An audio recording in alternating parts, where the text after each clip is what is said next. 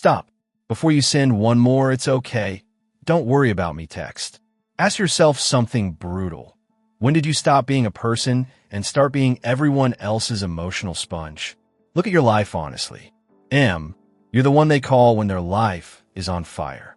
You're the one who forgives first, apologizes first, and breaks first, silently, so nobody else has to feel uncomfortable. But inside, you feel like the designated victim, the one picked for pain, the one picked to carry what everyone else drops. You think you're kind. You think you're loyal. You think you're strong for staying. But the question you've been too scared to ask is this: if you're so nice, why does it hurt this much to be you? There's a part of you that wants to believe the world is fair, that if you just keep being good, patient, forgiving, things will balance out. That part of you is exhausted because you've seen the reality. You've watched coworkers who lie, flatter, and gossip climb higher than you. You've watched partners who broke you walk calmly into new relationships like nothing happened. You've watched family members guilt you into staying small while they keep doing whatever they want. Deep down, you know something is off. You're playing good person in a game that rewards something very different. Power. Not moral power. Strategic power. The kind Machiavelli spent his life dissecting. You don't have to like him. You don't have to agree with everything he wrote. But if you're tired of being the nice victim, you can't afford to ignore what he saw. Machiavelli watched powerful men and women play life like chess while everyone else played like children. You don't want that to be true. And you're right. Not everyone is. But enough people are that if you walk through life assuming everyone is as honest and loyal as you are, you'll be used, drained, and discarded, then blamed for it. This video is not here to turn you into a monster. It's here to do something more dangerous, to show you how to turn the same pain that made you the victim into the fuel that makes you untouchable. Not by becoming cruel, not by becoming numb, but by becoming ruthless in the exact places where you've been weak your whole life. Ruthless about your boundaries. Ruthless about your time. Ruthless about who gets access to your heart. You've been trained to believe ruthless means evil. Machiavelli meant something different. Ruthless means you are willing to do what is necessary to protect your life, your mind, your dignity, even if it makes other people uncomfortable. Right now, you're doing the opposite. You protect other people's comfort even when it destroys your life. Think about it. How many times have you laughed at a joke that hurt you because you didn't want to kill the vibe? Stayed in a relationship long past the point of respect because you didn't want to hurt them? Taken on extra work because they're under pressure while you're the one falling apart? You call it being nice. Machiavelli would call it something else. Unarmed. Machiavelli didn't write for victims. He wrote for people who refuse to stay victims. You spent your entire life chasing love. Love from your parents. Love from your partners. Love from friends, bosses, strangers online. You bend yourself into whatever shape you think will make them love you. Agreeable. Soft. Always available. Always understanding. But how safe has that love made you? Did their love stop them from talking behind your back? Did their love stop them from using you when it suited them? Did their love stop them from throwing you under the bus to protect themselves? You didn't choose safety. You chose fantasy. When Machiavelli says it's safer to be feared than loved, he's not telling you to become an abuser. He's handing you a cold mirror. Being loved doesn't stop people from hurting you. Being scared to lose you does. Right now, ask yourself this honestly. Who in your life is actually afraid of losing you? Not afraid of you yelling. Not afraid of your moods. For most people in your life, the answer is no one. Because you have no line. You say, "I'm done," and then pick up the phone. You say, "One more chance" for the 5th time. You say, "I deserve better," and then accept the same treatment again. No line. No fear. No fear. No safety. You've been trying to build your life on love alone. Machiavelli is standing in the corner, shaking his head. He'd tell you, love is a blessing. Fear of losing you is insurance. You need both. But right now you have one badly and none of the other.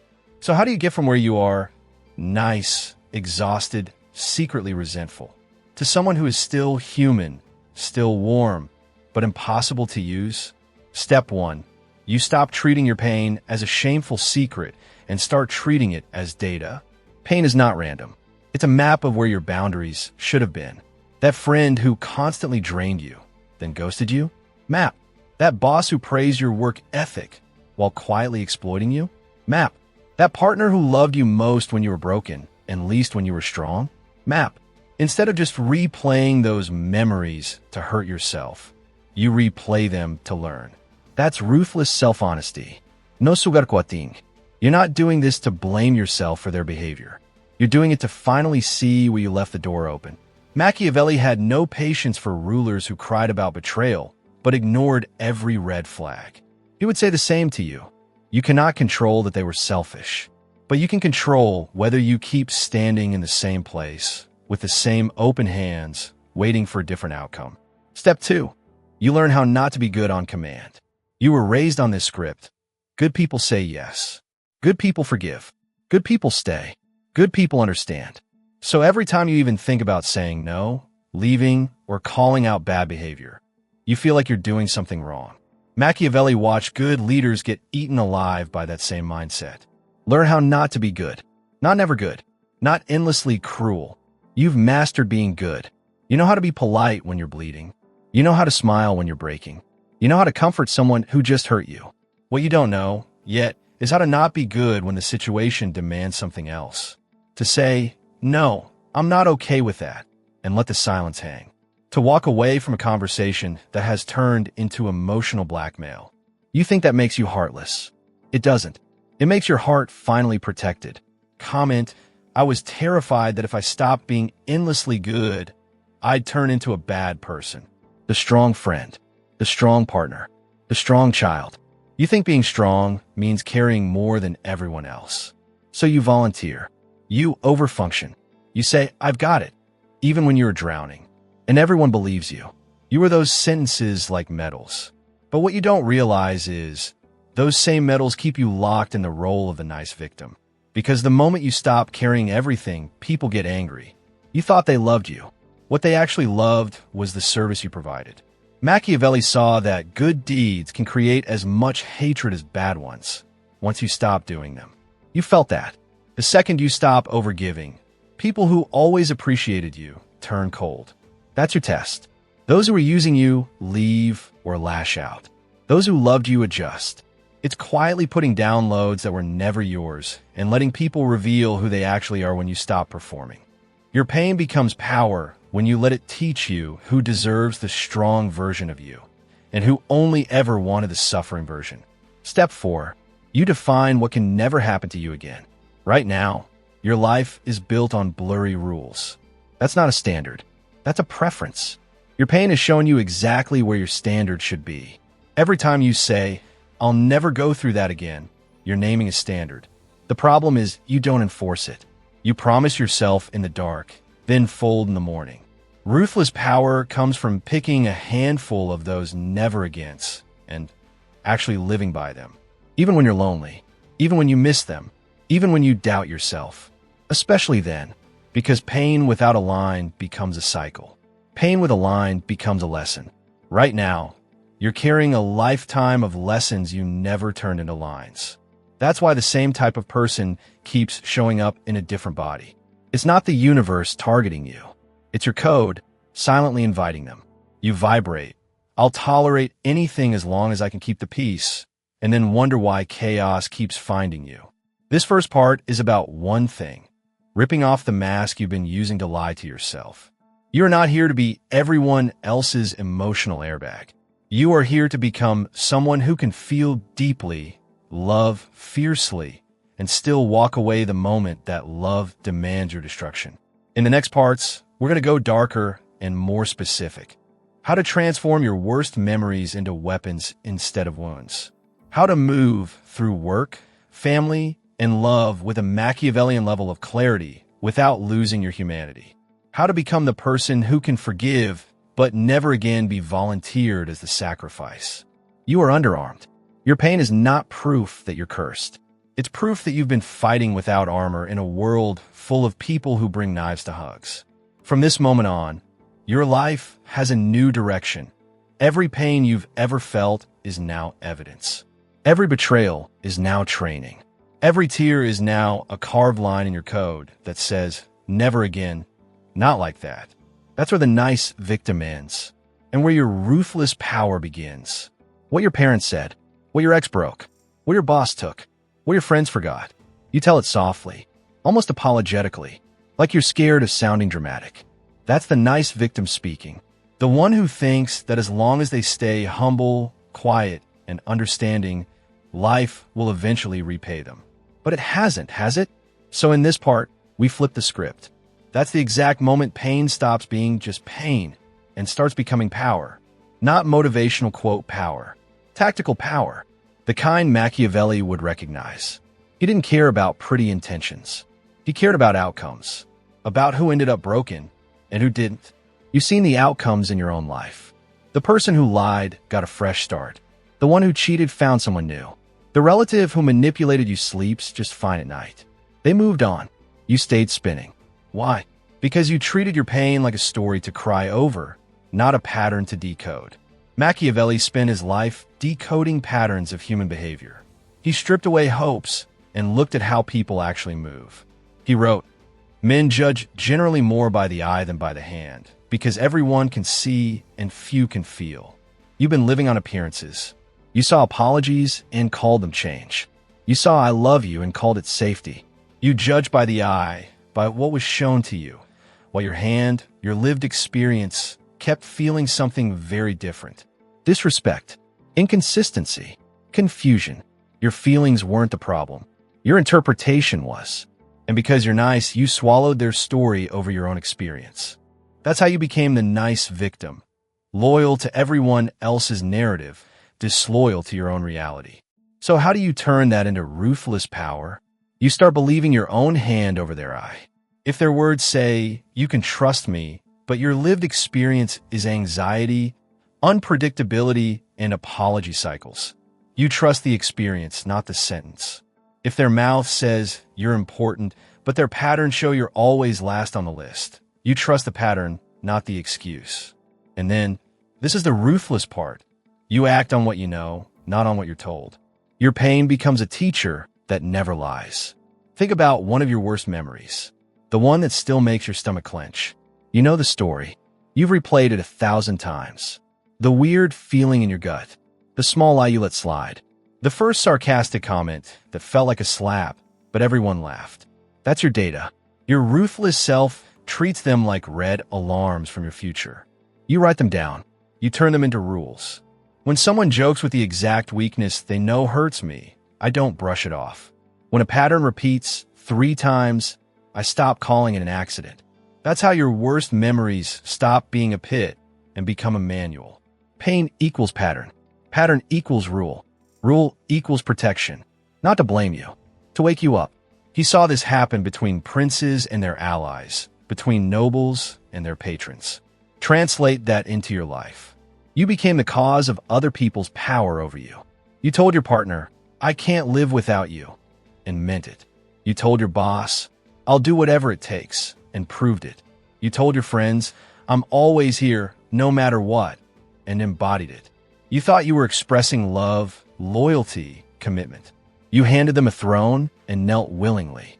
Then you were shocked when they used it. Machiavelli is telling you something savage here. The ones you raise up unfairly, give too much power, too fast, too blindly, will eventually distrust and discard you. Because somewhere in them, they know you helped them become powerful over you, so you could one day help someone else do the same. They don't trust that, so they protect themselves the way you never did, by choosing their own safety, even if it hurts you. Comment, "It destroyed me to admit it, but I had literally trained people to believe I'd never leave." Turning that pain into power means this. You stop being the cause of other people's power over you. You stop structuring your entire identity around being needed. You might still love deeply, but you stop worshiping. Your new quiet rule becomes, no one gets to be the sun. I'm not a planet. You can orbit with someone for a while. You can share space, but you do not collapse your entire existence into their gravity ever again. That's ruthless, not against them, but against your own addiction to dependency. You've called it loyalty for years, but there's another word for loyalty that ignores reality. Delay. You delayed leaving. You delayed confronting. You delayed changing your responses. You waited for a perfect moment to protect yourself. Machiavelli would laugh at that idea. He had zero respect for slow wisdom. Think about how that lands in your life. You finally blocked them. You finally left. You did the right thing, just years later than you knew you should. The wise version of you, ruthless you, does that sooner. Not recklessly, not from a single impulse. But the second a pattern is clear, they move. You don't need to wait for the 10th lie when the third already burned. You don't need to wait for complete emotional closure to walk out of the fire. You don't need to wait until you don't care anymore to end something that's killing you. You move with some fear still in your chest. That's what separates the wise from the fool in Machiavelli's world. Not who felt scared, but who chose action while scared instead of pretending they needed more time. Comment, the truth is, I knew on date 3. Your pain is proof that your delay cost you. You could have left earlier. You could have spoken sooner. You could have cut faster. But you were too loyal to a fantasy, too in love with their potential. Ruthless power is when you start shortening that gap. The gap between seeing the truth and acting on it. Not instantly, not impulsively, just sooner. First time, information. Second time, pattern. Third time, choice. You knew, you stayed. And that's okay, because we're not here to crucify the old you. We're here to upgrade them. That's how pain turns into prophecy. You start noticing the beginning of the story instead of waiting for the tragic ending. Putting it all together, this part of your transformation looks like this in real life. You get a weird feeling around someone new. Old you would override it, rush, overshare, and attach. New you slows down, reveals less, and watches. You feel drained after talking to a certain friend every time. New you thinks, needing me shouldn't mean slowly killing me, and limits access. You hear an apology that doesn't come with change behavior. Old you melts. New you nods, says thank you for saying that, and quietly updates the file. Words noted, pattern unchanged. This is not coldness. This is calibration. You're finally letting reality, not guilt, educate you. And here's the wild part. As you start moving like this, other people will feel the difference before you do. They'll notice you're harder to rush. They'll notice you're slower to promise. They'll notice that where they used to push, you now gently, but firmly stand. Some will adjust and rise to meet you. Some will intensify their tactics and try harder to hook you. Some will leave. All three are gifts. The ones who rise show you they can handle the new you. The ones who intensify show you exactly why you needed a change. The ones who leave free up space you were too scared to clear. Your job is not to chase any of them. Your job is to stay loyal to the code your pain wrote for you. In the old script, pain just made you smaller, softer, more apologetic. In this new script, pain makes you sharper, faster, calmer, more decisive, and slowly, the story of your life changes tense. In the next parts, we'll take this inner code and move it into the outside world. How to show up at work with this energy without losing your job or turning into a villain. How to handle family expectations when they're built on you being the sacrificial one. How to date, love, and connect with an open heart and a ruthless spine, so you stop attracting people who are only looking for a victim in nice clothing. For now, remember this, your pain is not just something that happened. It is something you can use. That's the quiet revolution happening inside you now. But the new you, the Machiavellian you, the ruthless you, just smiles sadly and says no. And that's when your past stops being a prison and becomes the sharpest weapon you carry into the rest of your life. You've changed on the inside more than you realize. You feel in tiny moments. You type a long apologetic paragraph, then delete it and send one calm sentence instead. You feel someone's mood trying to drag you into caretaking, and you just don't go. But the world doesn't know the new you yet. They only know the role you've played for years. The nice one, the reliable one, the emotional sponge, the soft shoulder. So now we enter the dangerous part of your evolution, teaching the world that version of you is gone, without becoming the cartoon villain they'll accuse you of being. This is where Machiavelli's thinking stops being theory and starts becoming useful in your actual, messy life. work, family, friends. Because if you don't change how you move out there, you'll eventually collapse back into your old identity in here. Let's start with your surroundings. Look around at your life like a strategist, not a victim. Who's around you? Who do you give your time to? Who do you answer fast? Who do you explain yourself to? You probably think these were natural choices. Coworkers you just ended up close to, family you didn't choose, friends you click with. Machiavelli would laugh at the idea that your circle is neutral. He'd say, your circle is your reflection. You're the ruler of your life, whether you own that role or not. So if we want to estimate how you've been ruling so far, we don't need to read your mind.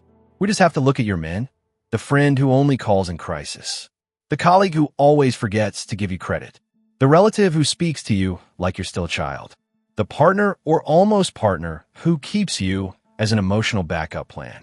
What does that circle say about your past self? That's the nice victim's court. And now you're wondering why your throne feels so low to the ground.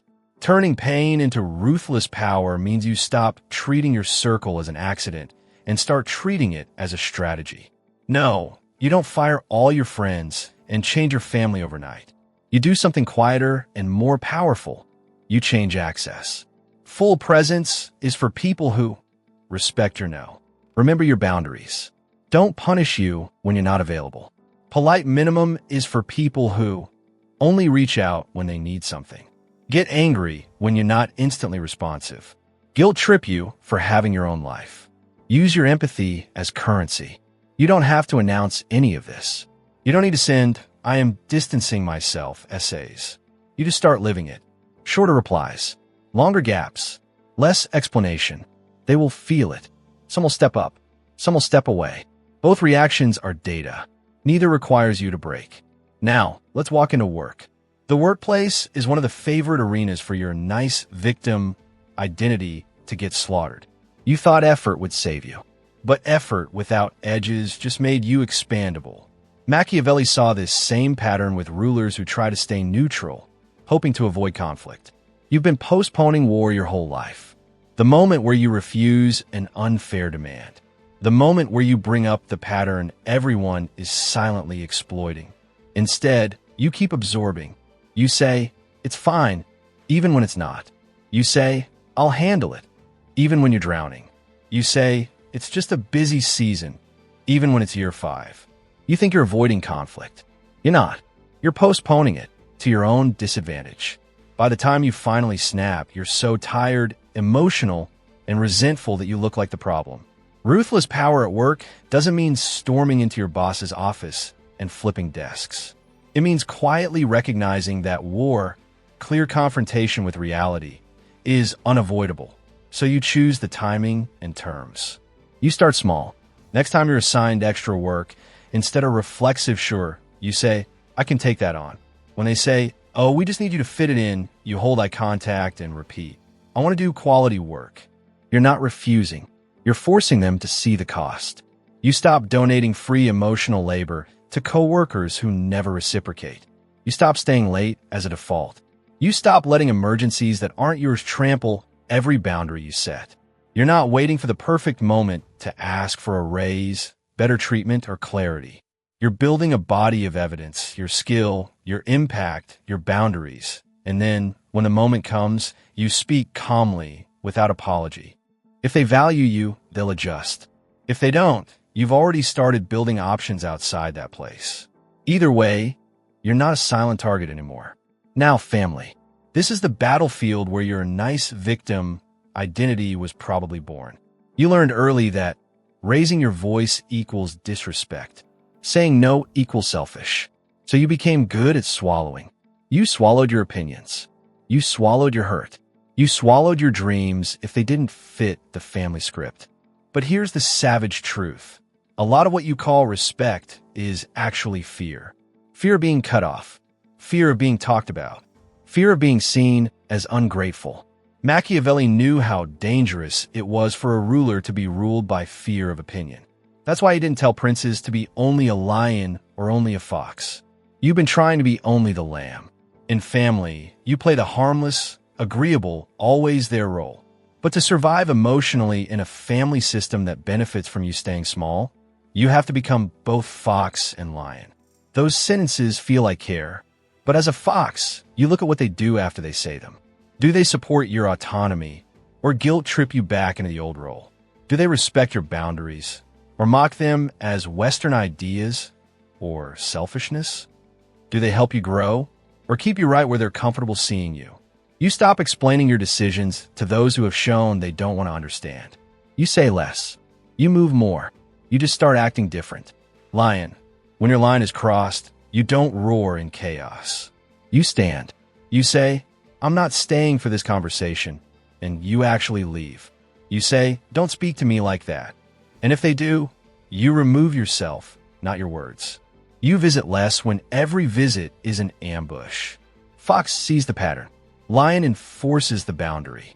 Being ruthless with family will feel like betrayal at first, because the old you only knew loyalty that hurt you.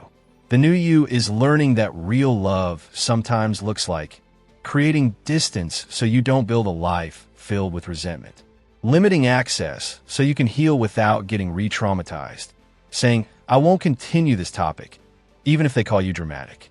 You're not betraying your family. You're betraying the script they wrote for you, the perpetual child, the fixer, the quiet one. That script was never meant to protect you. It was meant to keep the system stable.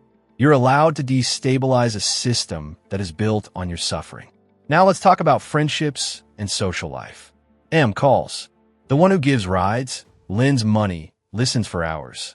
And when you need support, but your pain knows the truth, you are surrounded by people who have become very accustomed to your one-way giving. Machiavelli would say, why are you surprised? You train them. You set the price of your presence at 0, and now you're angry that everyone treats it like it's free. Ruthless power in friendships doesn't mean becoming transactional and cold. It means finally letting your friendships be balanced, or letting them fade if they can't be. You start noticing who asks how you are and actually waits for the answer, who only shows up when they need something, who supports your boundaries instead of calling you changed when you use them. Then you adjust your effort. You stop giving 100 to people who give you 10. You stop oversharing with people who treat your vulnerability like entertainment. You stop bending your schedule around people who think last minute is a personality trait, not a bad habit. Social life becomes less crowded, more real. At first, this is terrifying. Your nice victim identity thrives on being needed. When you stop letting people depend on you in unhealthy ways, you may feel a strange emptiness. You're here to live your own life, to build, to rest, to enjoy, to actually experience relationships where your pain isn't a resource, but something people care about not causing. Comment, I thought I'd be lonely if I stopped being everyone's fixer. Work, family, friendships, they all share one truth that your old self tried to ignore. You cannot avoid conflict forever. You either have quick, clean conflicts that inconvenience others in the short term, or you live in a slow, constant conflict inside yourself that never ends. You've chosen the second for years. Ruthless power is choosing the first. Short external discomfort, long internal peace, instead of external peace at all costs. Internal collapse on repeat. Machiavelli never promised a painless life. He just insisted you stop suffering for free. That's what this whole transformation is about. Your pain used to be a byproduct. You got hurt and got nothing from it. Now your pain becomes an investment. If it hurts you once, it buys you a rule. If it hurts you twice, it buys you a standard. If it hurts you 3 times, it buys you an exit plan that you actually use. You're a different species than the version of you who walked into this. That old you is available to everyone. This you is available by selection. That old you thought saying no would kill them. This you knows that never saying no was killing them. That old you told their story as tragedy. This you tells it as origin. In the final part, we're going to seal this. How to carry this energy into love and intimacy without losing your heart. How to stop attracting people who subconsciously smell victim on you. Because you're not here just to survive your pain. You've always wanted love. Real love. The kind where you can exhale. The kind where you're not bracing for the next betrayal. The kind where you're not performing the good one just to avoid being abandoned. But if you're honest, most of what you've lived so far hasn't looked like that. It's looked like this: you overgive. They intertry. You explain. They excuse. You break. You confuse chemistry with chaos. You confuse intensity with intimacy. And because you've been a nice victim for so long, you unconsciously gravitate to people who benefit from that role. The ones who love your softness and exploit your lack of edges. You think it's fate. Machiavelli would shake his head. He'd say, it's not fate. It's fortune plus your patterns. Half of your story is bad luck. You didn't choose your childhood. You didn't choose who hurt you first. You didn't choose the first person who showed you that love could feel like walking on broken glass.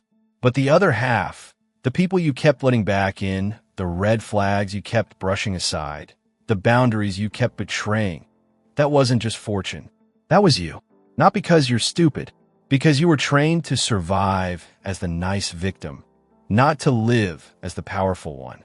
This is where your pain has a chance to become something else entirely. Not just a list of things that happened to me, but a set of rules for what can never happen in the same way again. Especially in love. Because romantic love is where your nice victim identity tends to show up in its purest form.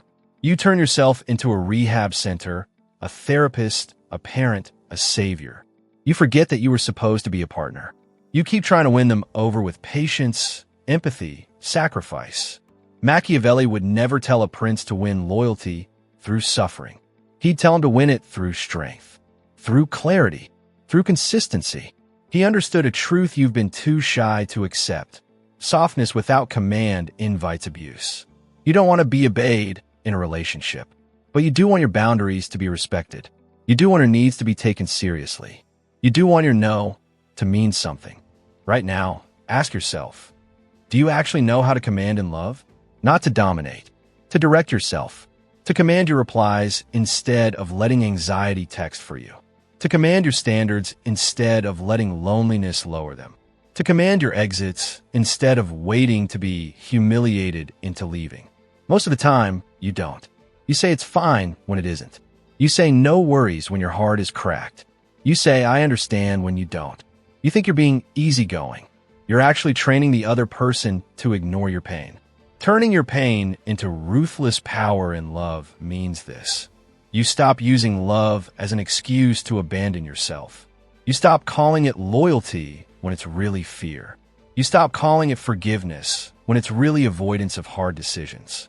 You stop calling it understanding when it's really you explaining away red flags.